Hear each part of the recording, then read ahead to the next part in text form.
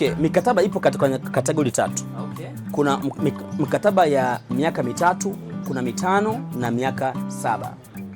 Ya miaka mitatu, yani kila mkataba unagharimu dola 100. Kama ada ambayo kama shilingi 300. Mikataba yote inafanana. Ila mikopo yake ndio inatofautiana. Afu na muda wa kusubiri mkataba pia na wenyewe unafanyaje? Unatofautiana. Lakini pia na mapato pia yanatofautiana.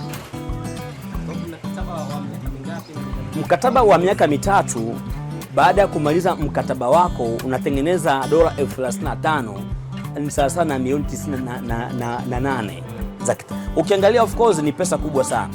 Kuna watu wanafanya kazi hadi anastaafu miaka 40 huko anapata milioni 50 au 60. Lakini mimi nakaa miaka mitatu tu, then unapiga shuti la kumpiga chula teke. Mikataba ya miaka mitano yenyewe unapata mkopo wa dola 43,200 ambayo mwisho wa mkataba miaka yako mitano utakuwa umetengeneza dola 471. Ni almost 1 billion na milioni 400 au 500 exactly. Mkataba wa miaka 7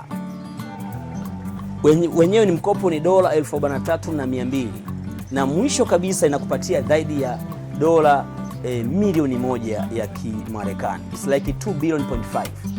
Kwa hiyo kufa umaskini kwenye kipindi cha teknolojia hiki ni kuamua mwenyewe. Kama utaamua kufunga akili kama mimi siwezi kujifunza hayo mambo, mimi siyawezi, hayo mambo ni ya watu fulani, basi baki hivyo hivyo.